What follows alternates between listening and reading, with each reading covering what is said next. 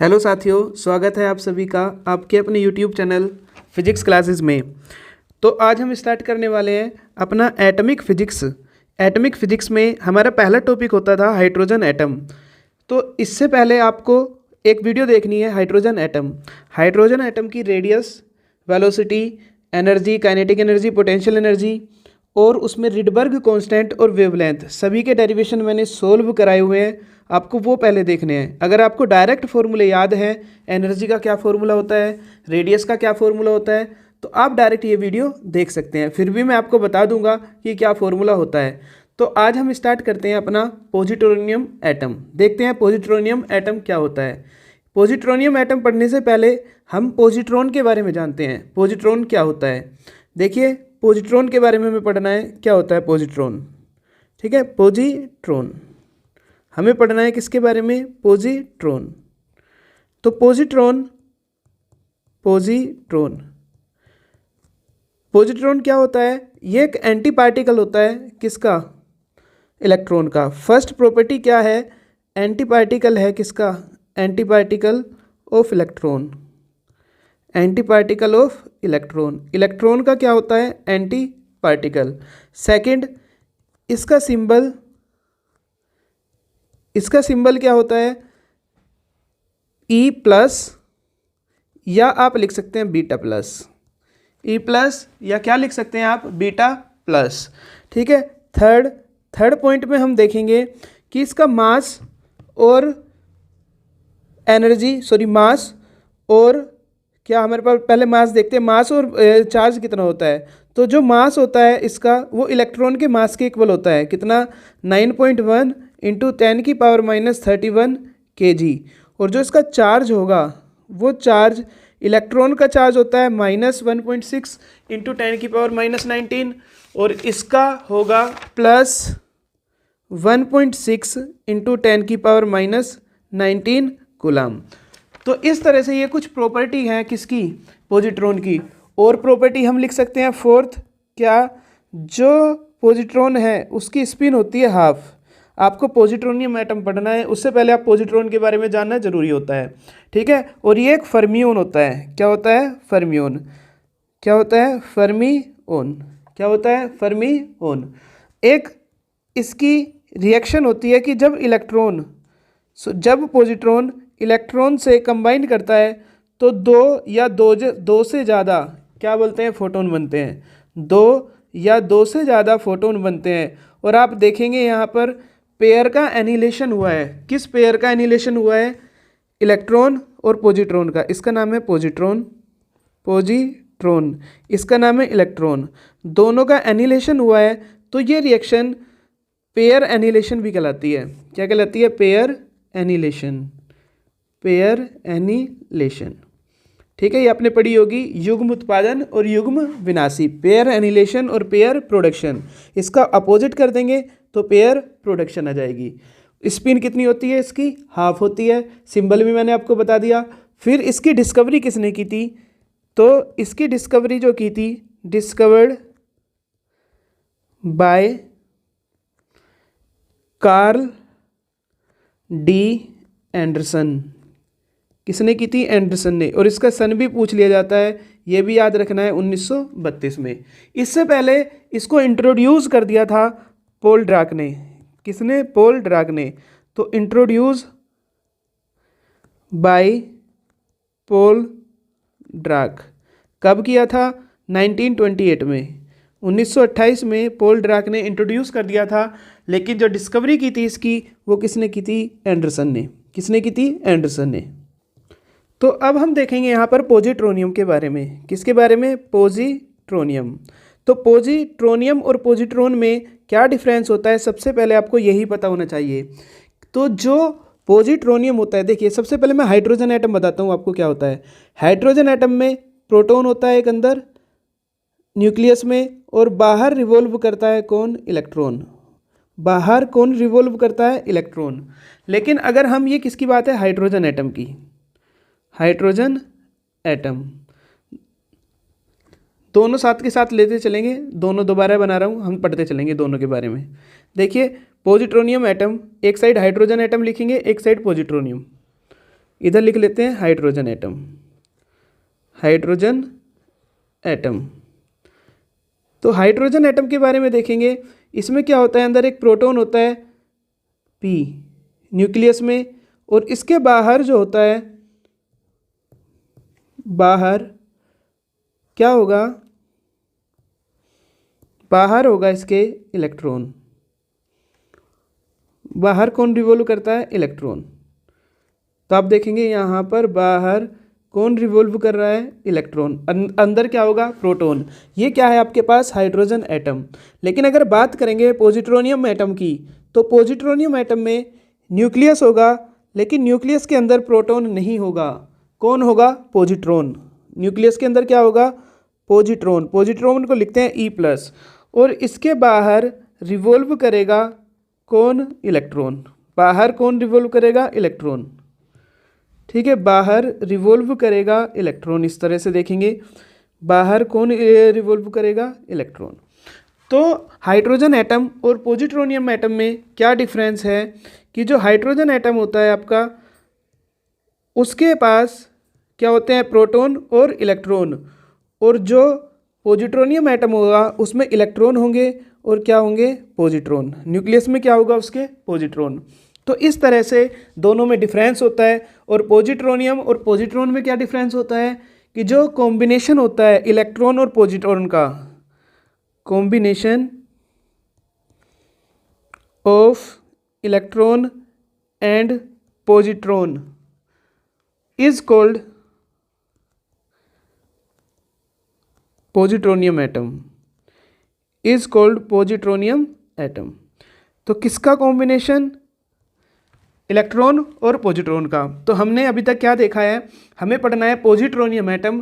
Positronium atom में सबसे पहले हम पॉजिट्रॉन के बारे में जानना चाह रहे हैं। पॉजिट्रॉन जो होता है एंटी पार्टिकल होता है इलेक्ट्रॉन का, सिंबल होता है E+ और β+, मास इलेक्ट्रॉन के मास के इक्वल होता है, इक्वल्स टू किसके, me। लेकिन चार्ज क्या होता है इसका, प्लस में 1.6 × 10⁻⁻19। स्पिन कितनी होती है, हाफ। एक फर्मियोन होता है। और जब एक पॉजिट्रॉन एक इलेक्ट्रॉन से कंबाइंड होता है तो दो या दो से ज़्यादा फोटोन बनते हैं। इस प्रोसेस को बोलते हैं पेयर एनिलेशन। इसको इंट्रोड्यूस किया था पॉल डिराक ने 1928 में, और डिस्कवर्ड किसने किया था, एंडरसन ने 1932 में। ये क्वेश्चन पूछा जाता है। अब हाइड्रोजन एटम और पॉजिट्रोनियम एटम में क्या डिफरेंस होता है कि जो हाइड्रोजन एटम होता है उसके न्यूक्लियस में प्रोटॉन होता है एक, और जो पॉजिट्रोनियम एटम होता है उसके न्यूक्लियस में क्या होता है, पॉजिट्रॉन होता है। क्या होता है, पॉजिट्रॉन। अब पॉजिट्रॉन और पॉजिट्रोनियम में क्या अंतर होता है, ये जो पॉजिट्रॉन है और ये इलेक्ट्रॉन है, इसका कॉम्बिनेशन क्या कहलाता है, पॉजिट्रोनियम। क्या कहलाता है, पॉजिट्रोनियम। तो इस तरह से हम इलेक्ट्रॉन, इस तरह से हम जो हमारे पास पॉजिट्रोनियम एटम है उसकी रेडियस, वेलोसिटी, एनर्जी सब कुछ देखने वाले हैं। हाइड्रोजन से कंपेयर करेंगे। ये क्वेश्चन इंपॉर्टेंट होता है, पूछा जाता है आपसे, न्यूमेरिकल वगैरह भी या डेरिवेशन भी। ठीक है, तो देखते हैं। सबसे पहले हम लिखते हैं रेडियस, उससे पहले हम निकालते हैं इसका रिड्यूस मास। हमें निकालना है क्या, रिड्यूस मास। देखिए रिड्यूस मास का फॉर्मूला क्या होता है, 1/μ equals to 1/m1 plus 1/m2। या आप कह सकते हैं म्यू की वैल्यू कितनी होती है, m1 m2/m1 प्लस m2। तो इस तरह से रिड्यूस मास का फॉर्मूला होता है m1 m2/m1 प्लस m2। तो पॉजिट्रॉन एटम में हम क्या निकालेंगे, reduce mass, mu equals to, देखिए m1 यानी कि पॉजिट्रॉन का, तो m किसका, पॉजिट्रॉन का, इनटू मास m2 किसका, इलेक्ट्रॉन का, अपॉन मास पॉजिट्रॉन का प्लस मास किसका, इलेक्ट्रॉन का। अब आप देखेंगे सिंस मास ऑफ पॉजिट्रॉन किसके इक्वल होता है, mass of electron, so mu की वैल्यू कितनी हो जाएगी, इन दोनों को हमने मान लिया कितना है, m। तो mu equals to m into M, या me भी लिख सकते हैं, अपॉन m प्लस m। तो ऊपर आया m into M upon 2m, m से m कैंसिल, तो रिड्यूस मास कितना आ जाएगा, म्यू इक्वल्स टू m/2। ये फॉर्मूला आ गया। जितने भी डेरिवेशन आएंगे एनर्जी, रेडियस, उसमें रिड्यूस मास म्यू की जगह कितना रख देंगे, m/2। तो अब देखते हैं हाइड्रोजन एटम। सबसे पहले बात करते हैं रेडियस की। किसकी बात करते हैं, रेडियस। देखिए सबसे पहले देखते हैं क्या, रेडियस। रेडियस का, हाइड्रोजन एटम की रेडियस का फॉर्मूला होता है RH इक्वल्स टू क्या होता है, n square h square epsilon naught upon pi m Z e square, n square h square epsilon naught upon pi m Z e square. अगर हम positron की बात करते हैं, रेडियस निकालते हैं सबसे पहले, पॉजिट्रॉन की बात करेंगे तो r पॉजिट्रॉन कितना आएगा, n वही रहेगा, h भी कांस्टेंट है वही रहेगा, एप्सिलॉन नोट भी सेम रहेगा, पाई की वैल्यू सेम, m की जगह पर मास ऑफ इलेक्ट्रॉन की जगह पर रिड्यूस मास आ जाएगा, कितना होगा mu z into e square. अब यहाँ पर आप क्या करेंगे, n square h square epsilon naught upon pi Z e square और म्यू की वैल्यू कितनी रखेंगे, म्यू कितना आया m/2, तो यहाँ रखेंगे m/2, 2 ऊपर चला जाएगा, 2 n square h square epsilon naught upon pi m Z e square, और ये दोबारा किसकी वैल्यू आ जाएगी, दोनों में क्या अंतर आ जाएगा, r positronium equals to 2r hydrogen. r positronium यानी कि पॉजिट्रोनियम की जो रेडियस होती है वो किसकी इक्वल होती है, डबल होती है हाइड्रोजन एटम की रेडियस के।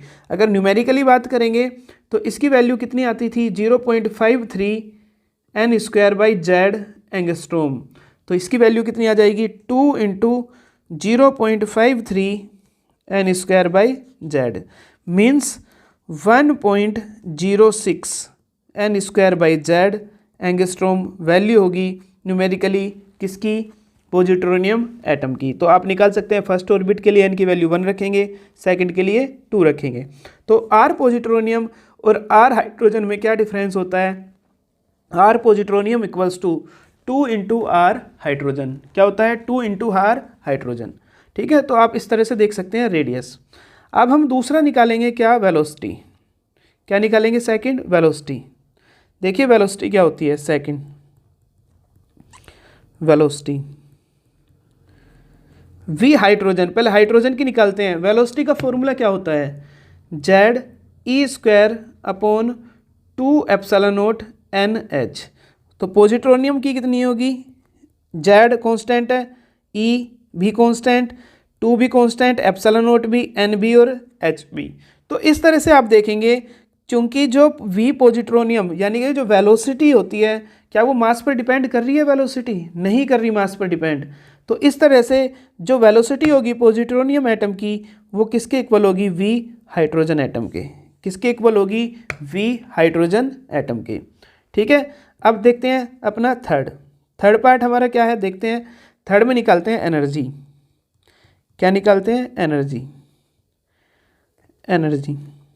देखिए जो टोटल एनर्जी होती है हाइड्रोजन एटम में वो होती है कितनी, m जेड स्क्वायर ई की power 4 upon 8 epsilon naught square n square h square. अगर न्यूमेरिकली लिखना है तो क्या आएगा, -13.6 Z square by N square, ठीक है, -13.6 Z square by N square. तो यहाँ से आप देखेंगे जो पॉजिट्रोनियम एटम है उसकी एनर्जी आएगी ई पॉजिट्रोनियम, क्या लिखेंगे, m की जगह पर लिखेंगे म्यू जेड स्क्वायर ई की power 4 upon 8 epsilon naught square, n भी कांस्टेंट h भी कांस्टेंट।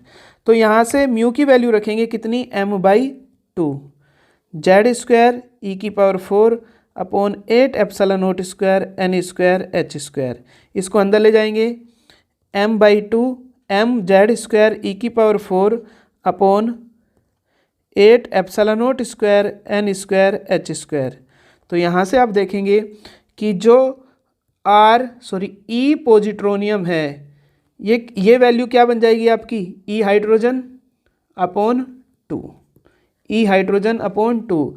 हमें पता है ई हाइड्रोजन अगर न्यूमेरिकली लिखना है कितनी होती है, -13.6 Z square by N square. So E positronium कितनी बनेगी, इसकी हाफ होगी, -13.6 upon 2 Z square by N square means कितना आ जाएगा, -6.8 Z square by N square. Numerically value होगी किसकी, पॉजिट्रोनियम एटम के जो एनर्जी है उसका फॉर्मूला होगा -EH/2 या फिर 6.8 Z square by N square. तो इस तरह से हमने क्या देखा, रेडियस देखी, रेडियस क्या हो जाएगी, डबल हो जाएगी, ये क्वेश्चन पूछा जाता है। वेलोसिटी सेम रहेगी और एनर्जी क्या हो जाएगी, एनर्जी हाफ रह जाएगी। क्यों? क्योंकि ये सब मास पर डिपेंड करती है और मास की जगह पर हम लिख देंगे रिड्यूस मास, तब ये वैल्यू आपकी आ जाएगी। ठीक है, अब देखते हैं फोर्थ, रिडबर्ग कांस्टेंट। फोर्थ निकालते हैं इसमें, रिडबर्ग कांस्टेंट नंबर 4। क्या? रिडबर्ग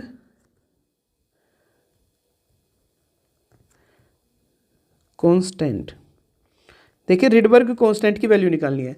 आर इन्फिनिटी कितना होता है हाइड्रोजन के लिए, आप बोल सकते हैं आर एच। कितना होता है?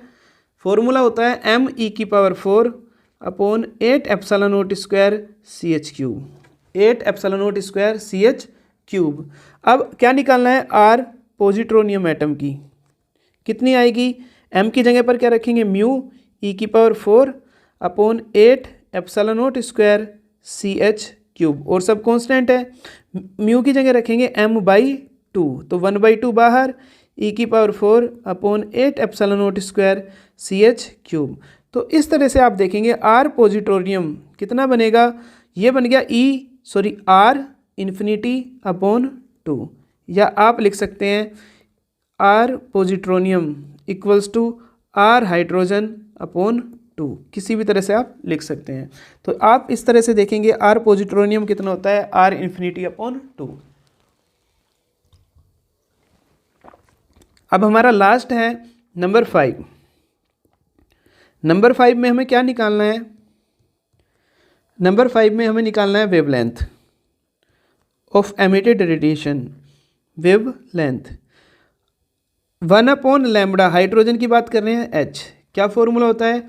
आर एच 1 अपॉन n1 square minus 1 upon n2 square, और यहाँ पर बनेगा 1 अपॉन लैम्बडा। पॉजिट्रोनियम के लिए कितना बनेगा? आर पॉजिट्रोनियम 1 अपॉन n1 square minus 1 upon n2 square. तो 1 upon lambda positronium equals to R positronium कितना होता है? अभी देखा है हमने, आर एच बाई 2। क्या बनेगा? R H by 2। तो यहाँ से देखेंगे आप क्या बनेगा? R H by 2। तो इसको आप लिख सकते हैं क्या? R infinity upon 2। कितना बन जाएगा? R infinity upon 2। तो इस तरह से ये फॉर्मूला आ जाएगा आपका। तो आप देखेंगे कि पॉजिट्रोनियम एटम के लिए सारांश क्या है, इसका कंक्लूजन क्या निकलता है। देखिए कंक्लूजन ये है, कंक्लूजन क्या कंक्लूजन निकलता है? जो रेडियस होती है पॉजिट्रोनियम की आर एच, वो पॉजिट्रोनियम की आर पॉजिट्रोनियम कितना होता है? हाइड्रोजन की रेडियस की क्या होती है? डबल, पहला। दूसरा, वेलोसिटी सेम होती है, v positronium equals to v hydrogen. Third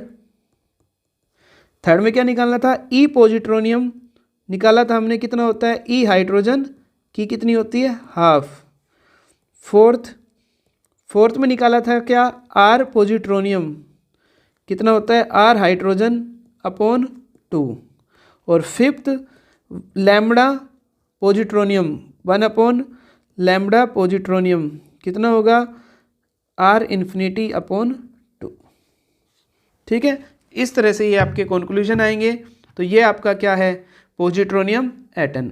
इसके बाद हम नया टॉपिक जो देखेंगे वो देखेंगे म्यूओनिक एटम। क्या देखेंगे? नेक्स्ट जो हम देखने वाले हैं वो देखेंगे म्यूओनिक एटम। जो नेक्स्ट आएगा क्या आएगा? म्यूओनिक एटम। तो अगर आपको ये वीडियो अच्छी लगी है तो चैनल को सब्सक्राइब कीजिए और जो हमारी वीडियो है उसको लाइक कीजिए। चलिए, धन्यवाद।